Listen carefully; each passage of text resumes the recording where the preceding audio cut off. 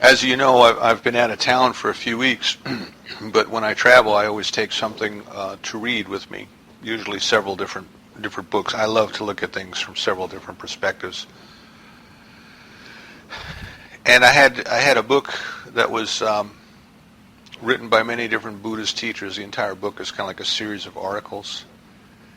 And I had Science of Mind by Ernest Holmes, and I had a book by Joel Goldsmith with me, and I started to read these, and this one theme just kept coming back out at me. It just kept jumping out at me. Perhaps it was the circumstances that I was in. Perhaps it was just something that I was ready to accept at a deeper level. But that's what I wanted to share with everyone today. And the title of the talk, I really couldn't find words, which is understandable because we're talking today about that which is beyond words, but I really couldn't find words to adequately describe what this idea is about. I called it accepting God. And it started, I was thinking, perhaps it should be, well, you can't get God. And that seemed a little bit off the mark. And then I thought maybe it was allow God. Do we allow God into our lives?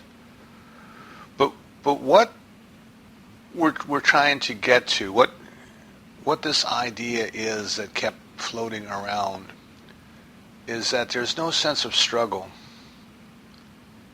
in the mind of God. None. That it is perfect harmony. It has created everything out of itself. And therefore everything is a small part of it. But the fullness of it is present at each and every point. This is kind of like one of the mysteries that the theologians talk about. All of God is everywhere present. God is a circle whose center is everywhere and circumference is nowhere. But at every center, the fullness of God is. So it's not like there's a little bit of God over here and a little bit of God over there, and maybe there's a spot in the middle where there's no God at all. It's the concept is that all of God is everywhere present, and there is no sense of struggle in the divine mind, in the God experience. God simply is.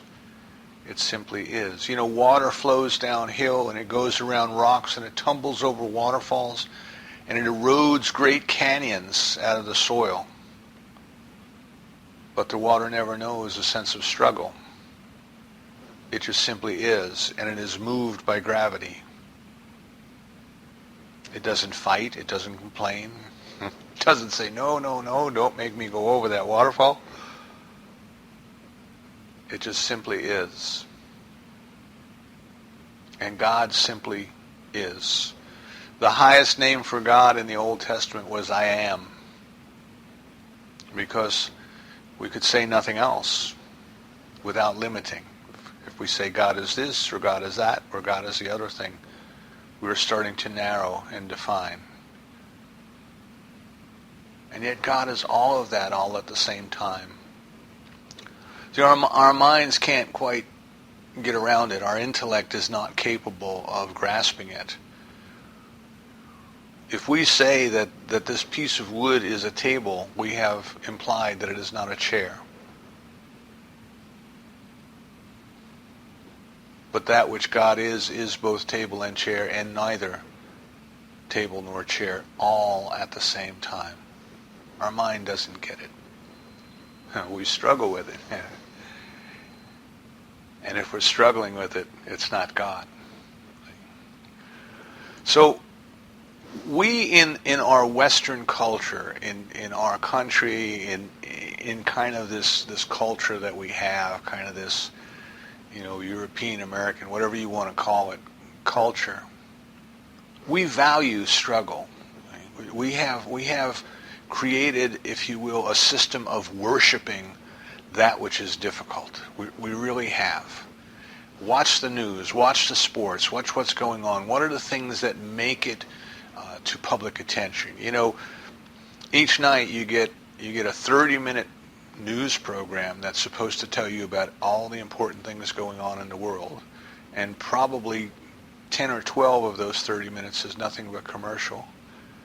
And a few of those minutes are kind of self-serving promotions where the network is promoting their own shows that are going to be on later. So there's really very few stories that we get. And if you look at those stories, they are sensational, typically. They have to be out of the ordinary. News, by definition, is out of the ordinary. And we worship the struggle. We worship that which is difficult. The athlete who comes back from incredible odds, overcomes illness, overcomes surgeries, and all of these different things. They're the ones that make it to TV. When we design sports, when we create the rules for sports games, they are created in a manner that deliberately make it difficult. If it was easy, who would go and who would watch it? But in basketball, which was invented as a game based on hockey at a time when the average height of the players was probably 5'6" or less, the hoop was put where it was because it was difficult. And as taller and taller athletes were recruited to play, they had to find a way to make the game difficult again. So they came up with the three-point shot. If you shoot from further away, we'll give you an extra point. Because if it's difficult, then it's got to be worth more. That's the way our culture thinks. Gold is worth a lot because there's a limited supply. It's hard to get. You have to go deep underground and dig it out and all of these kinds of things. Beach sand, on the other hand, is worthless. If you were to go dig up a bucket of beach sand and set up a roadside stand and put a for sale sign on it, people would laugh at you. It's so easy to get. Our society worships, if you will, values, requires the struggle, requires that perhaps in order to feel alive, it requires a struggle. But we have to remember that that is a convention, that is an agreement, if you will, that is something that our consciousness has created. Take something as simple as ice skating, which is not that simple the first time you try to do it. But the concept is simple. You put a skate on your foot and you go out on the ice and you glide around. And that's kind of peaceful and joyful and exhilarating. But that wasn't good enough. We had to come up with a way of making it harder. So we came up with hockey. We came up with speed racing. We came up with jumping barrels. We came up with ice skating competitions and figure skating competitions. And we create an environment where these young people have to start, when they start school as children, 5, 6, 7 years old, they start skating so that someday they may be good enough to make it to the top and get the gold medal at the Olympics. We have taken something that is just so peaceful by its very nature, and we have deliberately turned it into a struggle, because that is what our consciousness values. If it's too easy to get, it can't be worth much, is kind of the bottom line of the way that our Western society thinks. And he who struggles best and collects the most stuff and accumulates the most money and the most power and all these things, that is the person that we admire. That is the person who makes it to the news. That is the person who makes it to the cover of Time magazine and all of that. And I only mention this because as we start to explore God, whatever God means to us, as we start to explore the spiritual nature of our own self, of our universe, it is very natural that we take the concepts of our culture and we project them upon the divine. In other words, we create God in our own image and likeness. the nomadic societies that would roam around and would raid one another and steal each other's goods and kill each other off and those kind of things, they had warlike gods. Their gods approved of war. Their gods had enemies. And their gods would tell them it's okay to go kill these people because they're God's enemy, and God's enemy is your enemy, and you're doing God's work by going and killing off these people. And in societies that were more agrarian, people who lived with the land and they lived off the land and they understood the harmony of life, their gods were more peaceful gods. Their gods were more harmonious gods. Their gods were more expressing through everything, and there was a way for all things to work together. They could see that synergy, if you will. They could see how, if the seed fell in the ground, the seed came back up next year, and it was multiplied. There was more of. And it was almost like, if you will, almost like magic. You take something and you put it in the ground, you get more of it next year. And more and more and more. My point is that these cultures have created their concept of God according to what they already believed, what they already valued. So we have to be aware of that, because in our society, because we are all products of our society, we have all been raised with these same ideas that the struggle is good. The struggle is what brings out the best. You'll hear this all the time. Competition brings out the best. Well, does it? Does it really? Maybe it brings out better. Maybe because people are competing with one another, they do more or better than they would do left to their own devices. But does it bring out the best, or does it eventually lead to cheating and corruption and all those kind of things? And maybe the best comes out through collaboration. Maybe the best comes out through working together instead of working against one another. But our society is so limited in its belief that we stop and we say competition brings out the best. And I would say it does not. It does not. There's something even better than competition. But our society won't let go of that. And we are products of that society. So what we want to do is we want to look at our own lives and our own approach to God, and we want to say, now, are we trying to get God? Are we trying to compete? Are we trying to struggle? Are we trying to make it hard to get God? You see, if it's of any value whatsoever, our society says it needs to be difficult to get. And if experiencing God is the most valuable thing in our lives, then we must find a way to make it hard. Our society demands it. And I just want to make everyone aware of that we have to look in our own lives, and we have to realize that what our society has done is we have taken the same philosophy by which we look at the rest of life, and in many cases we have applied it to religion. So getting God, if you will, becomes a task. It becomes a goal. It becomes a competition. We have to work hard. We have to struggle. We have to find a way to bring God down from wherever God is up there. We have to find a way to bring God down into our lives, into our human experience, and get God to do stuff for us. Get God to help us get more stuff, see? Get God to help us to win. And all of these other things that we're doing is we're just taking this whole idea of struggle and competition and making things difficult, and somehow we are applying it to our approach to religion.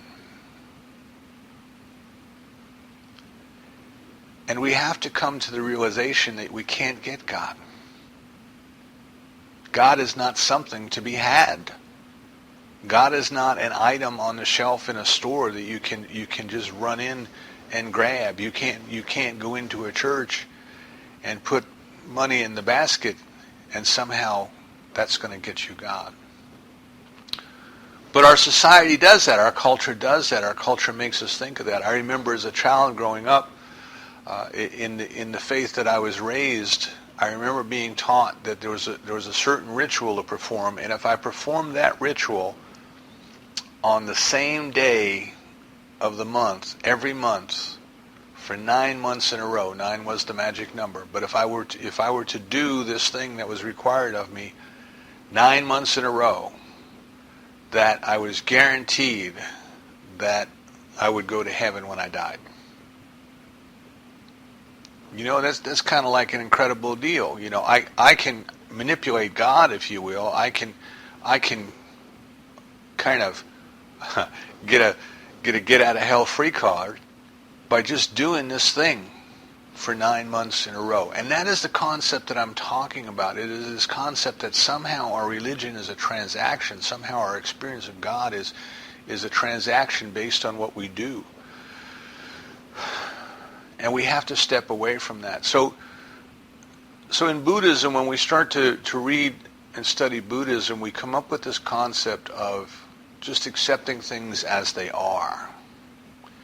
And our Western mind, I don't believe our Western mind really understands, or at least I didn't understand exactly what that meant. Because there's one way of saying I accept things as they are. It's just, it is what it is, and let's not worry about it. Let's eat, drink, and be merry, for tomorrow we die. It's the way it is, and it's not going to change, and therefore there's nothing to concern ourselves with. Kind of a fatalistic philosophy, a fatalistic approach to life.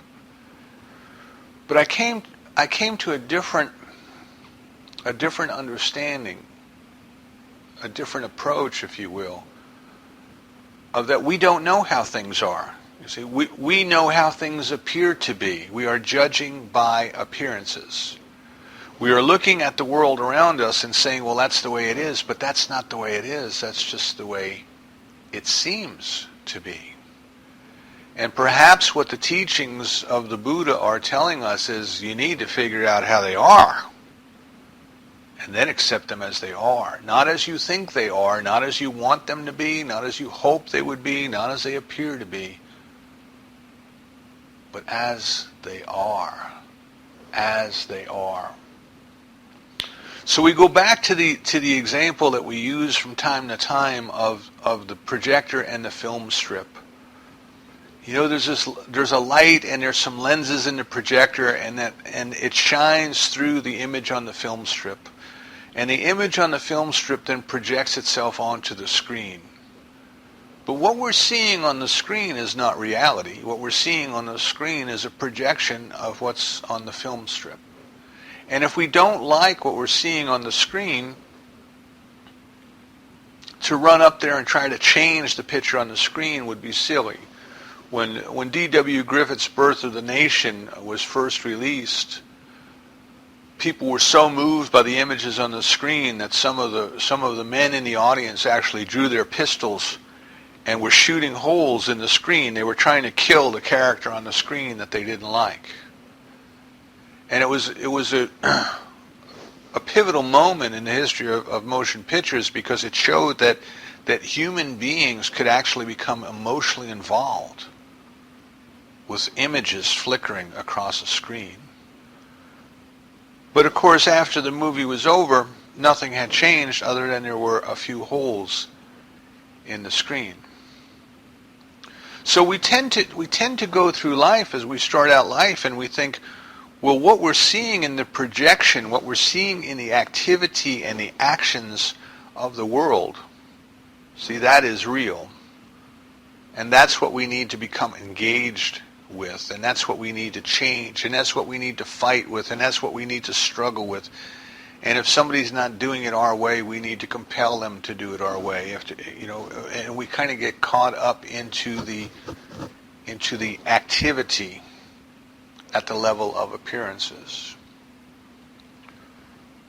But after a while, we realize, well, gee, what we're seeing out there as a projection, the activities that we see in the world are nothing but a projection of consciousness, right? People are doing what they think they ought to be doing at some level. And if we can't change what people think, well, they're going to continue doing the same thing over and over and over again anyway. So rather than go out here and, as we used to call it in change management, rather than going out here and drilling holes in the water, trying to get busy working in the world of effects, let's see if we can't go back and make some progress at the world of thinking. And in the example of the motion picture, this would say, well, let's go kind of work on the film strip in the projector. But that too is working in effect. It's working at a different level of effect, but it is also working in effect because the film strip in the projector equates to consciousness. And consciousness is nothing but concepts. You may recall there's a painting by a French artist of a tobacco pipe. And there's a caption on it. And the translation of the caption is, "This is not a pipe." And the first time I saw it, I said, of course it's a pipe. It's got a bowl, it's got a stem, there's leaves burning in it. Yes, it's a pipe. I didn't understand. What did they mean, it's not a pipe? Well, it's not a pipe. It's a painting. And in fact, I wasn't even looking at the painting. I was looking at a photograph of a painting of a pipe. So the painting was not the pipe. The painting was a concept of the pipe. The painting was an image, an artist's concept of the pipe. And what the artist intended to paint and what I saw could in fact be two different things. So what we want to realize, what we want to come to think about so that we can get beyond thinking about it, is what is our relationship with God? What are we trying to do here, if you will, in discovering God? When we first kind of move into a spiritual experience, we tend to try to use our spirituality to have a better human experience, as Goldsmith would say it. We want God to come down and fix our human problems for us. We want God to make those people over there that we don't like to stop doing the things that we don't like. We want God to put more money in our pocketbooks. We want God to bless us and set the table before our enemies and all of these other things. In other words, we see our relationship with God as a way to having a better human experience. And we can't do that. We can't make God come down anywhere because God is already here. God is. God is. And Dr. Holmes tells us that that's a normal part of our spiritual growth. That, of course, as we first become aware of the fact that we are beautiful expressions of divine life, and divine life is peaceful, and divine life has more than enough to do whatever it chooses to do, it's natural that we want to demonstrate those things through our increased spiritual awareness. But he also tells us that at some point we move beyond that.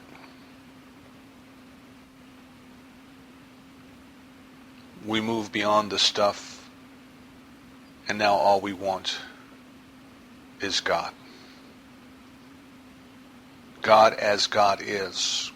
Accept things as they are, not as your concept tells them they are, but as they truly are. Famous Christian mystic said, "I ask nothing of thee, not even thy love. I only want thee." So I think we come to the point in our spiritual evolution where we have to look into the mirror of our own soul, and we have to admit, I don't know God. I know what my concept of God is, but that is only a concept. that is only a mental creation. That is only the painting of the pipe. It is not the pipe. And what I really want is I want to experience God, because God is beyond knowing. No intellectual knowing can possibly embrace the totality of what God is. We will never know all that God is. Never. So we have to give up this idea then that if we pray hard enough and long enough, if we do the rituals repeatedly, if we put our mind to it, that somehow we are going to get God, because we will never get God. And we have to recognize that God is not something to be had or something to be understood or something to be known. But God is everything to be experienced. In other words, we want to move beyond the film in the projector to be one with the light. We want to let go of all of our concepts. We don't want to think of God as love or God as peace or God as harmony. All we can really say is God is. We can't even say that I am experiencing God. All we can say is God is. There is no I. There is no we. There is no us. God is. And the only way that I know that we can do that is to move beyond words, to move beyond thoughts. Now, words and thoughts and studying and prayers and meditation, all of these things are tools and techniques that we use to move ourselves along the way. But at some point, we have to simply be still and know.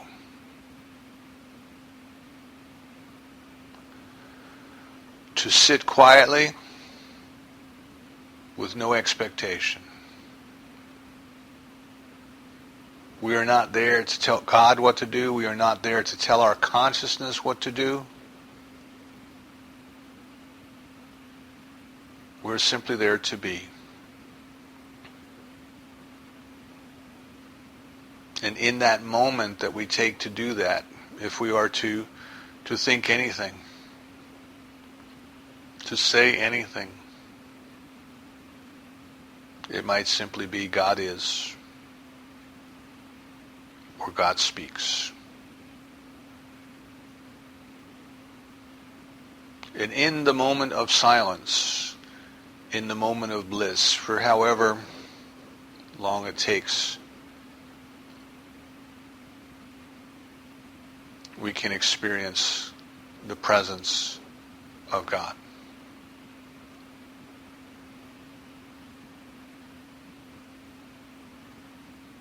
We can start to sense things as they are,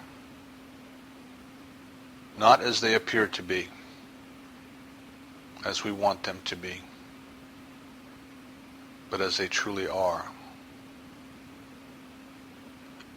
God is. We can allow our ego with its personal desires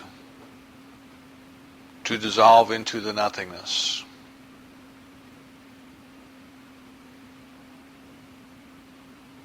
We can recognize that God is, and God is living today.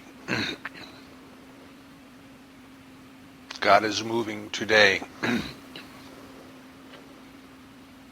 God is loving today. And whatever I think I am is only its instrument in action. The breakfast then becomes a celebration of the divine nourishing this body to do its work.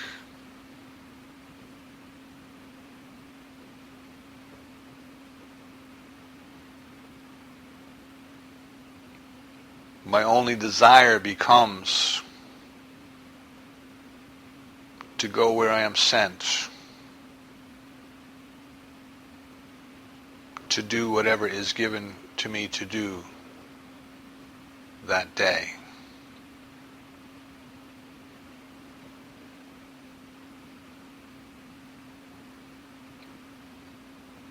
In this beingness, in this I amness, there is activity, but there's no struggle. For it is simply God being God as its creation, through its creation, to its creation.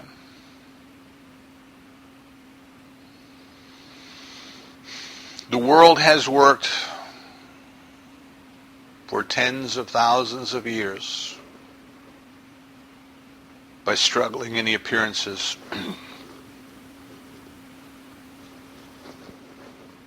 by trying to impose its will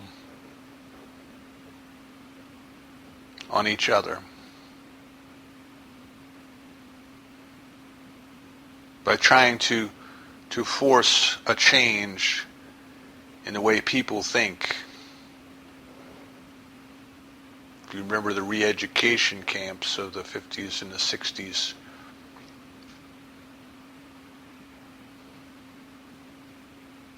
but none of that works.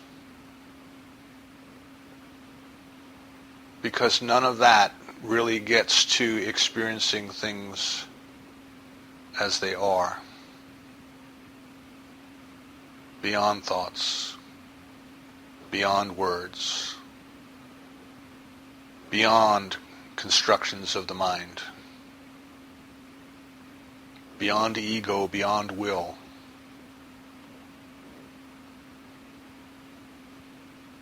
Simply being. God is. So what we wish to recognize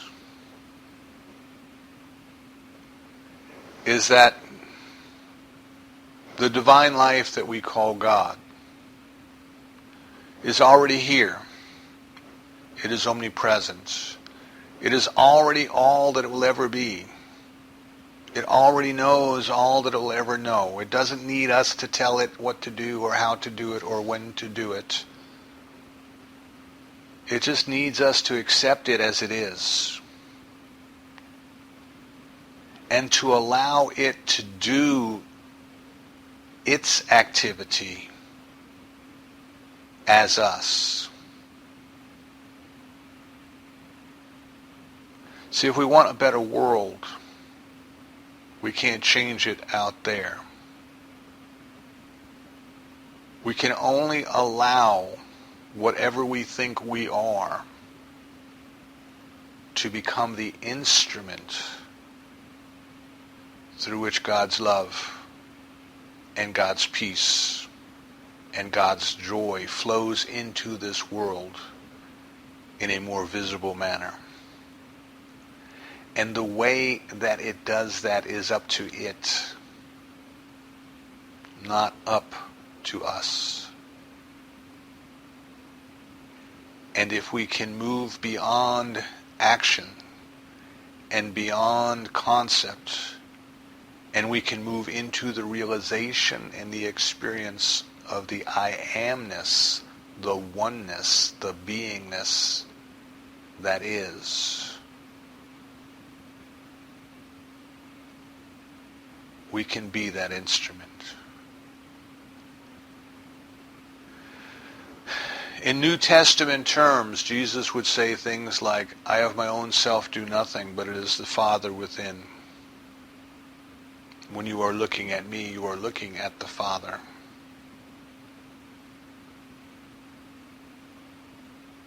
I think these are the words of someone who has moved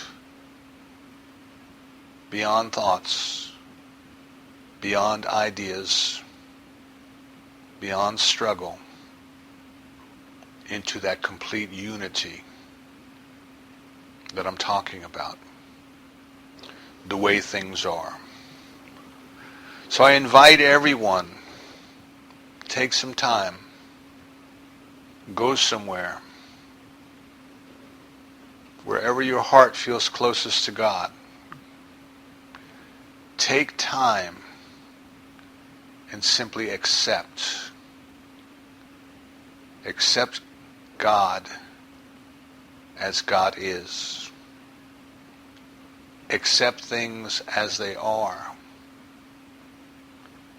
Release and let go of your ideas of how you think they are. They are only your opinion.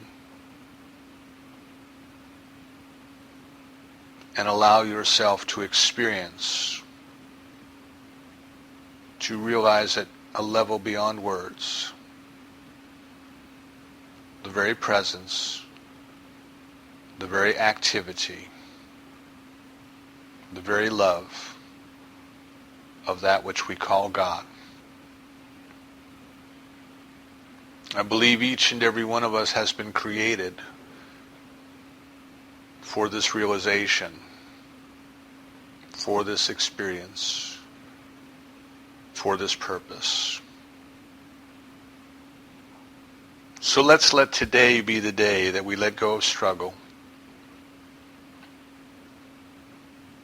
and we accept the isness, the beingness, the I amness that is the truth of the universe.